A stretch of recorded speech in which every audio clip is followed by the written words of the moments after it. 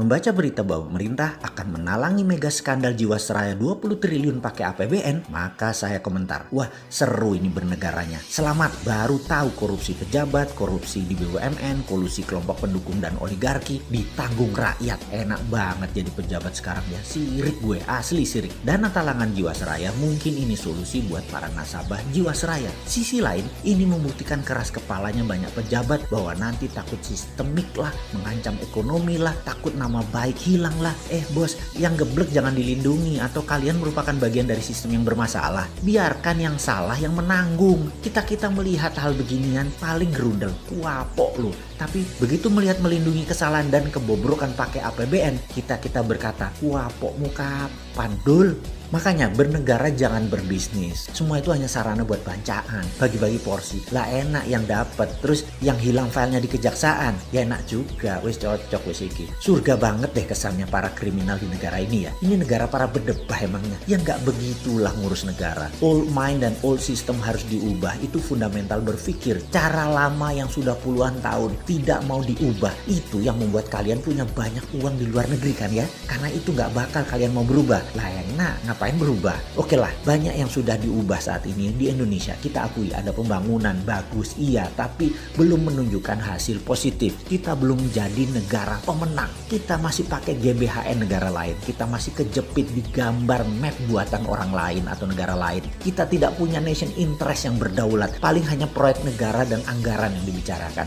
Bukan grand plan mau jadi apa negara ini. Di sini terpancing kita selalu untuk membantu dan memberikan kontribusi. Banyak orang yang kepala dingin melihat pendekatan bosman sebagai alternatif. Namun kalau otak pendek dan gak berilmu, bahkan mengirim buzzer menganggap bosman ini anti pemerintah. Gak pernah kita ini anti. Kita selalu memberikan masukan agar lebih baik lagi. Memang karena school of thought-nya beda, jadi landasan keilmuannya beda, muscle knowledge-nya beda, terlihat anti. Karena saat ini cara mendoktrinnya adalah apapun yang beda artinya melawan. Ngono ya. Padahal ini semua adalah perilaku alami. Contoh ikan selalu berenang melawan arus. Hanya ikan mati yang ikut arus. Begitu cara melihat perbedaan. Lupa, buzzer mah gak peduli sama bangsa negara ya. Pokoknya hanguskan orang yang berbeda dengan pejabat sekarang. Pejabat sekarang selalu benar dan berpikir untuk rakyat. Tidak ada cara yang lebih baik dari cara pejabat sekarang. Titik. Mudah-mudahan gak resesi 2 kuartal berturut-turut. Kalau ternyata 3 kuartal ke depan minus, bahkan 4 kuartal minus, yopo.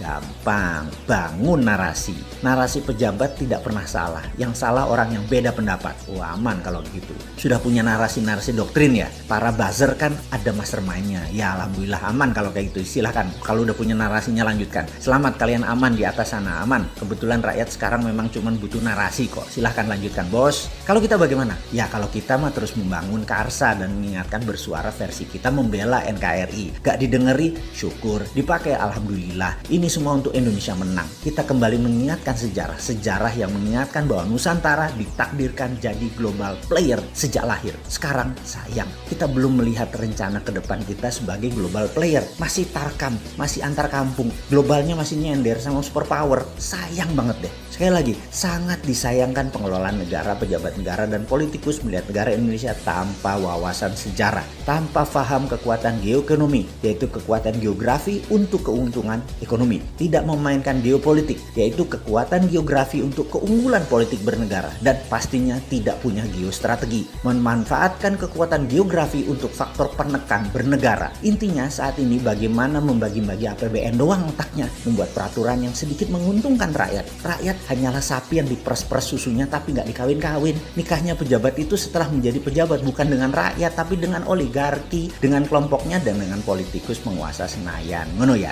Oke, rakyat habis digrepek-grepek doang dan herannya rakyat gak kapok-kapok malah memuja-muja pejabat seperti itu. Hero-nya dijunjung. Top dah doktrin dan propagandanya. Top Marco top. Kagum gua. Udah selesai ngegosip, kita lanjut. Kita menengok sejarah sebentar. Kita tahu doktrin jalur sutra itu seakan-akan jalur hebat. Karena mungkin banyak pejabat sekarang kemakan propaganda film Tiongkok dan berbisnis dengan Tiongkok kedalaman. Sampai budaya dan doktrin gak bisa dibedain. Jalur sutra di abad pertengahan mendadak jalurnya sepi. Kota-kota Eropa Timur dan Asia Barat yang tadinya jalur ekonomi mati hanya kurang dari 50 tahun.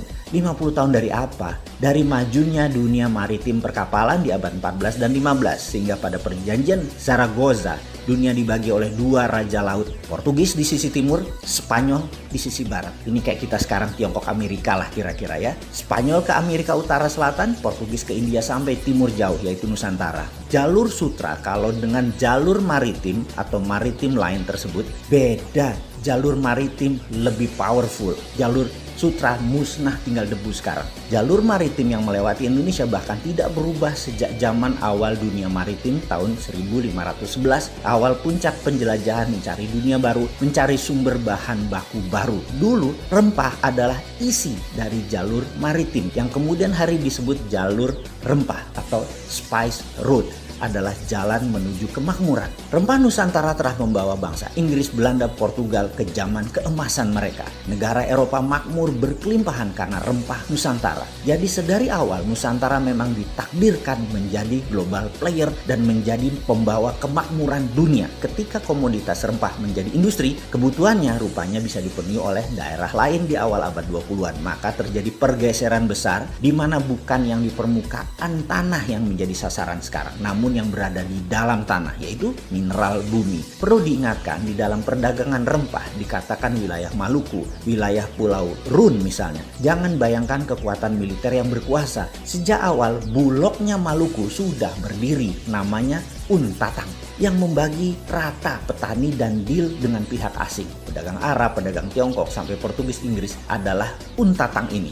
Baru ketika Belanda kemaruk, greedy dan tamak, mereka membuang 15.000 penduduk wilayah penghasil pala tersebut, tinggal tersisa 1000-an dan ada banyak pembunuhan terjadi. Ini namanya perampokan atau state sponsor terrorism. Hasilnya diambil habis-habisan sampai jatuh nilai pala tadi, namun Belanda sudah kaya raya. VOC tepatnya kaya raya. Terus bergilir, kemudian masuklah ke komoditi lain yaitu karet, teh, kopi, coklat. Kemudian bahan baku tersebut semua akhirnya dikuasai oleh VOC. Apa pelajaran yang bisa ditangkap kali ini? Ingat, pelajaran bukan okupansi militer sejak awal, tetapi okupansi ekonomi. Jadi bagi saya bullshit bekerja sama dengan Tiongkok dan IMF itu. Itu bullshit besar. Foreign direct investment yang ada di otak pejabat adalah pemahaman anak bangsa yang otaknya sudah terpesona oleh globalis. Ini sebenarnya penjajahan sama seperti VOC di awal masuk selama 200 tahun sampai akhir tahun 1900-an kira-kira. Di saat dunia bergeser jauh di mana rempah bukan lagi primadona tapi sumber di dalam bumi yang jadi primadona seperti minyak, gas, batu bara dan mineral lainnya. Jadi sekedar mengingat, apapun perusahaan asing masuk ke Indonesia menggarap, mengambil, mengelola isi bumi Indonesia, itu penjajahan.